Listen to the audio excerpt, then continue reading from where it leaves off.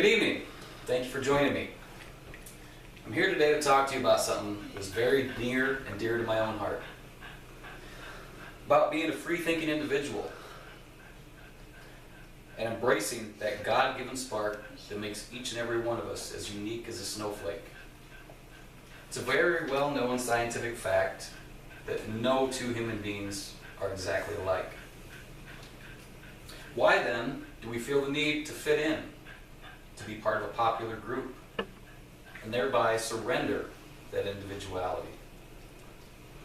Now, sometimes it might be easier to go along, to fit in, to follow others, to ignore the inner voice that cries out to be heard and expressed, just so we can have acceptance. Certainly there's comfort and safety in numbers, but in conforming to a popular opinion and trends, you give up a piece of that God-given spark. By allowing yourselves to be lessened by peer pressure, outside influences, you deny not only the wisdom of our Creator, but the very purpose that He put you on here on earth to achieve. I'm here today to encourage each of you to be strong-willed, strong-minded, and free-thinking individuals. For only by embracing your uniqueness can you achieve your potential, and thereby fulfill your own destiny. In most cases, being an individual and a free thinker does not require civil disobedience or breaking the law, but it does require you to speak your mind, to stand your ground, to make your own decisions regarding right and wrong, and to treat others with the dignity and respect that they also richly deserve. Doing otherwise, following the crowd blindly, for popularity's sake, delegates you to becoming nothing more than a sheep among the herd of humanity. The atrocities of our earth can largely be attributed to that trait. Blindly following leaders who are cruel or ignorant. I urge each of you instead to follow your own heart, to stand against the tide of conformity and oppression, as some of our world's greatest leaders, scientists, and artists have done before you. To express your own unique thoughts, gifts, and ideas without fearing judgment or of being unpopular. To be fearless in forming your own ideas and self-esteem as the heroes of our past have done before us. Independent free thinkers are responsible for the greatest achievements in our history of mankind. Individuals and not groups are responsible for blazing a path to a better tomorrow. Many of them so driven by their own inner voice that they appear odd or unique to the world around them. Only by believing in themselves do they accomplish their dreams and thereby benefit mankind.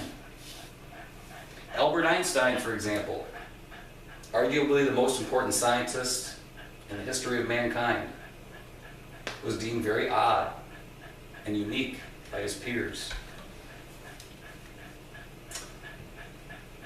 Often unpopular himself, he championed the cause to promote individuality, being quoted as saying, "It is important to foster individuality, for only the individual can produce the new ideas." We're all familiar with the works of our country's greatest civil rights leader, Dr. Martin Luther King Jr. But please recall that his free-thinking ideas and powerful words were largely unpopular in his own time. So unpopular, in fact, that Dr. King paid with his life for his ideas, and yet managed still to change the world around him and the future. Abraham Lincoln, our 16th president, was also largely unpopular during his term as president for his radical views that all men are created equal.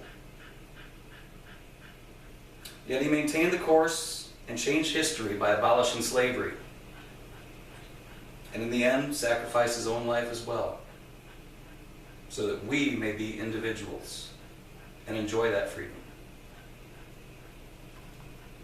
Can you imagine how different our country, our world, our lives would be if he had succumbed to peer pressure and not maintained his course? Thomas Edison, the great American inventor, responsible for the light bulb and among many other accomplishments, was labeled of all things as being learning disabled in his youth. He's believed to have suffered from what is today known as ADHD and was considered very odd by his childhood peers. After struggling in regular school, his mother withdrew him and homeschooled him, where she most of all taught him to believe in himself. These are but a few examples to clarify that only by being an individual and believing in your own abilities can you achieve your own personal destiny and potential. Others may doubt you, make fun of you, even hate you for being different. Do not let the opinions of the ignorant shape your self-image. Instead, take faith in the fact that only the truly great will break the mold of the average.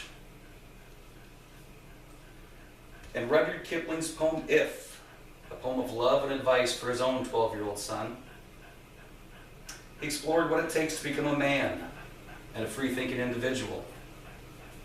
And his words ring true 100 years later, just as they did then. If you can keep your head when all about you are losing theirs and blaming it on you, if you can trust yourself when all others doubt you, but allow for their doubting also, you will become a man, my son. First Lady Eleanor Roosevelt also gave us famous advice on being an individual free thinker.